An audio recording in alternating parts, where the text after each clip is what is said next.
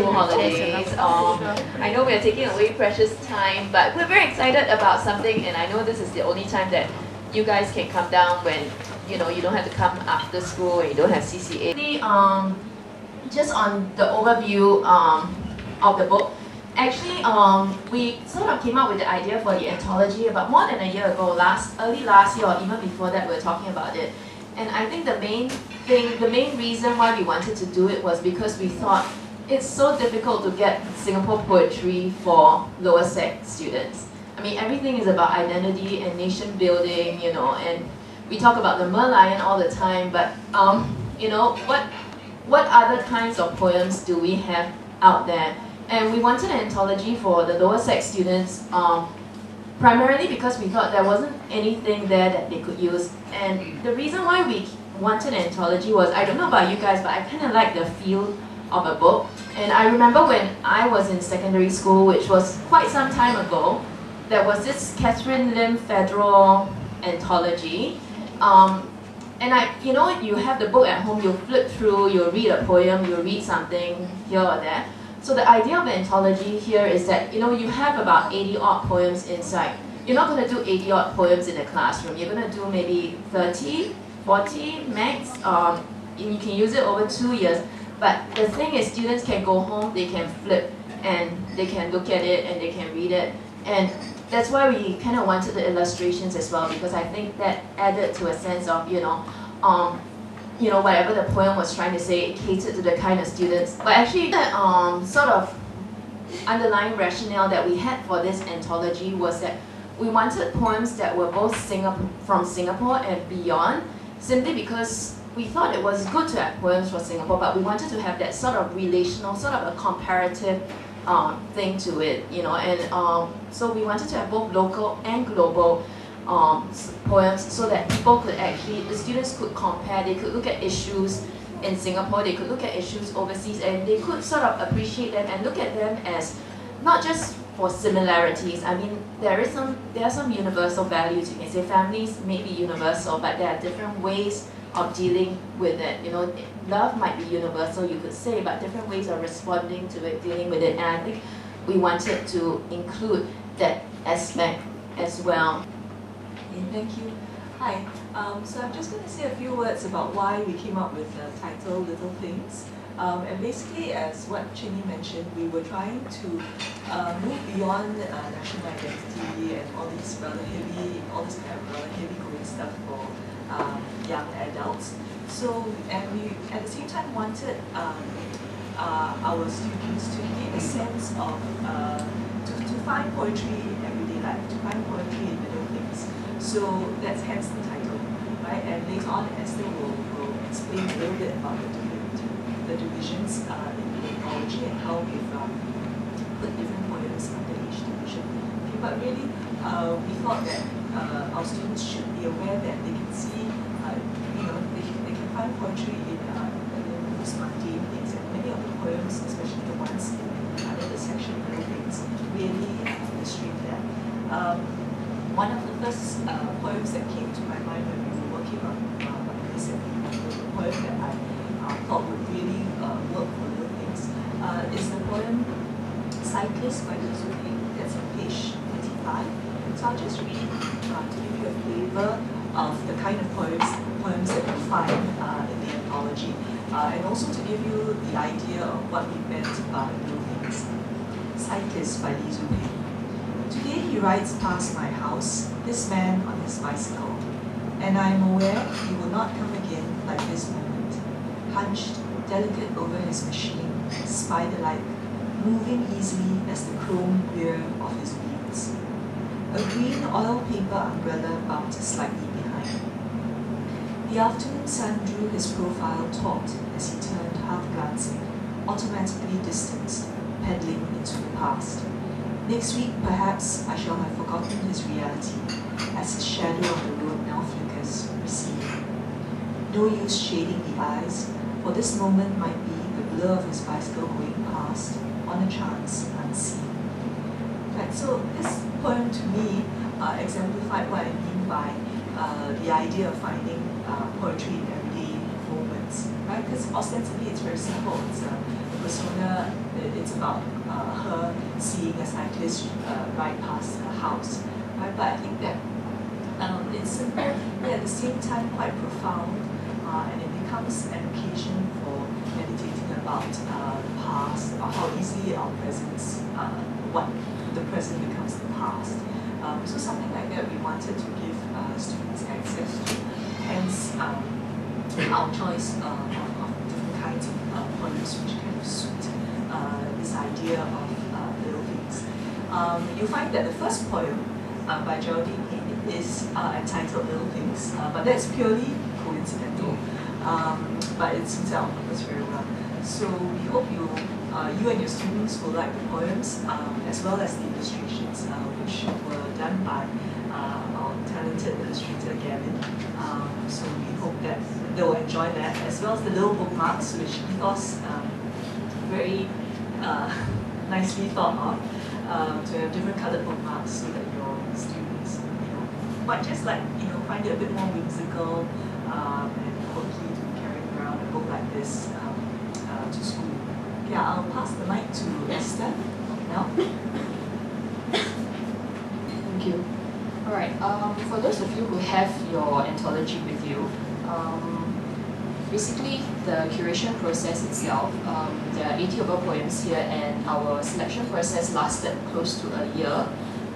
We did quite extensive research on different mediums, so QLRS, Serif, Great Pulse, Poetry Foundation. These are just some of the places that we looked at when we were looking for poems to suit our anthology. And you notice that we have 6 categories. How it came about was that we actually came with all our poems, and it kind of was quite incidental, that we decided that there should be certain categories to help teachers when they do the teaching of the poems. So it's really for thematic purposes and to facilitate teaching. And if I just walk you through the categories, the first category is little things. So it captures really the very back to basics. Okay, it helps students to appreciate, and even for teachers, it helps us to appreciate the little things in life that we might overlook due to our busyness and frenzy of work. All right. For growing up, we chose poems that were very close to home, close to issues of identity, self-identity, understanding one's place in relation to the society and to the nation as well. For people around us, you notice that the poems we chose focused on family relationships. So how do the students, or how does the persona negotiate their relationship with their families?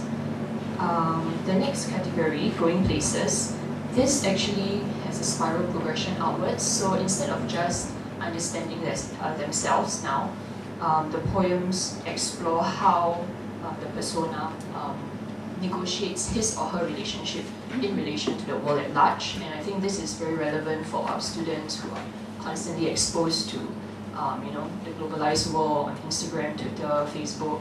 So this would be a good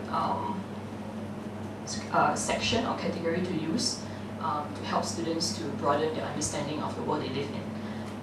For love and loss, we felt this was really the essence of life and living. And different types of love are featured here, from romantic love to a more reflective, somber, mature kind of relationship, and even satire and melodrama. And my 2 personal favorites are Choke by Joshua Ip and I Dropped My Phone by Ng Min Ling. Okay, if you read them, you'll know why. Alright, for the last category on words, we found it very apt to end the anthology with this, because really for literature and poetry, what we want to be able to teach our students is to appreciate the beauty of language and how words can be used to convey certain ideas and express certain issues. So here I would have to say that my personal favorite is Lit Boys by Ivan Ang. Alright, so as teachers, I know all of you are wondering, so how practical exactly, or how useful is this anthology going to be in the teaching of literature in the classroom? Personally, I have taught 5 of the poems in the anthology: On Turning 10, The Spider and the Ghost of the Fly, Trust by the Forecast, Fog, and Push to Get Your Instant Novel, or What Can Never Be. And interestingly, I have used them more in my English classrooms than in my lit classes. So maybe because there are more periods, I had the opportunity to do that.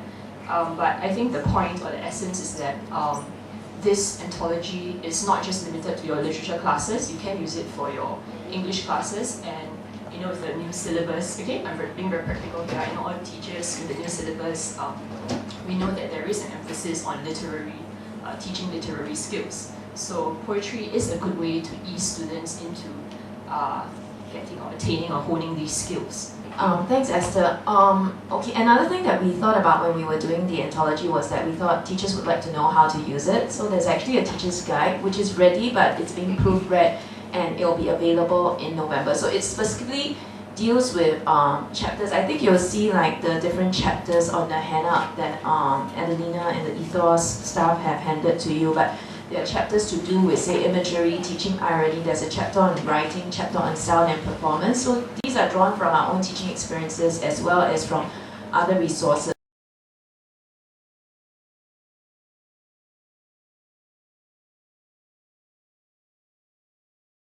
These are the two questions that I think I have for today. What is irony? Right? And then how do we teach irony? I think these are disjunction, meaning different perspective. That's one way of saying it. So are you saying that that's too broad? Possibly. Okay. How else would you all define irony? Yeah.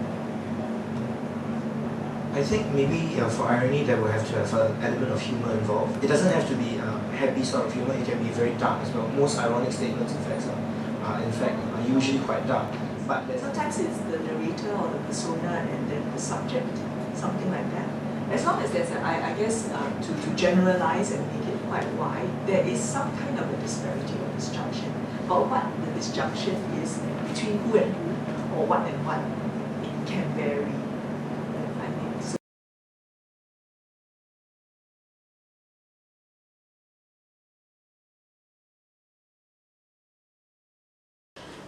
Okay, so let's start this workshop.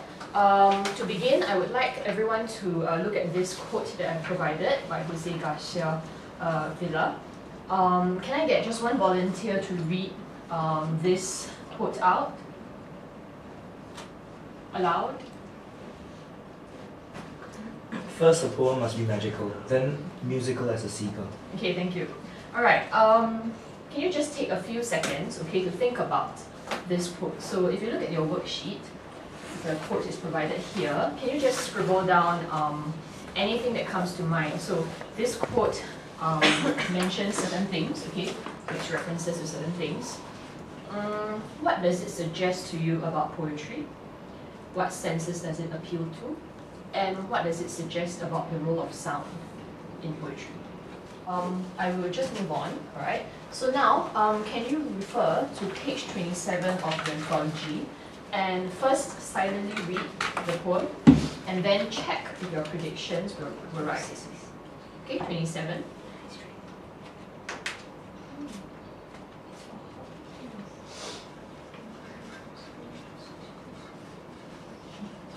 First of all, what do you notice about the shape of the poem? Why do you think the poet chose to present the poem in this manner? So also think about what if the poem had not been presented in this manner, okay, that it had been written not in shape, alright, and how does it add to meaning in the poem? Okay, so you can do your pair discussion. I think the poet did this intentionally, okay, it is intentionally ambivalent, alright? Yes, okay, so if it's an umbrella or a tree, of course we know that it is something like visual irony, right? Okay, so it's shelter, something which the persona obviously did not have.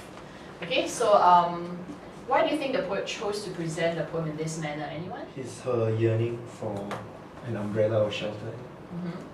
And so then I'll ask you the next question. How do you think the meaning of the poem could have changed if this was not written as a shape poem?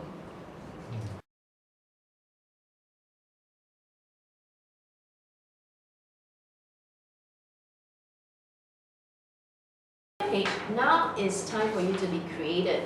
Try writing a sentence which makes use of a metaphor, but I know you want to keep this clean, so write on the other handout. Okay, now I would like you to pick a little thing Okay, it could be something that you saw this morning, something you ate for breakfast, something in your bedroom, an item, it could be a person. Basically pick a little thing and write a poem, a very short one. Okay, not a long poem, okay? Okay, write a sentence, maybe that's a better word. Okay, it was dancing across the vast space, filling it with colours and charms. The boy with the crooked grin, the girl with the heart to give, and then it paused. What's the last one? And then it paused. Oh, the silhouette. Is it the silhouette kind of dancing? No. What is it? It describes my academic creative writing.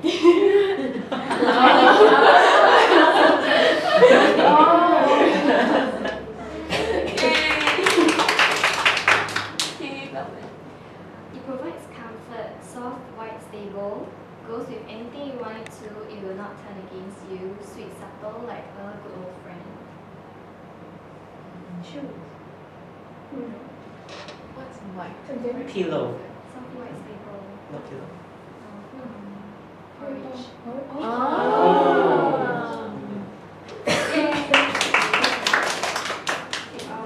I'm describing an object I saw this morning. Brown husk on the carpet, like a conch shell on display, the echo of a past life of a body decay. Snail shell. No, actually, it's a dead beetle on the carpet. Oh, okay. What's the title? Dead beetle on the carpet.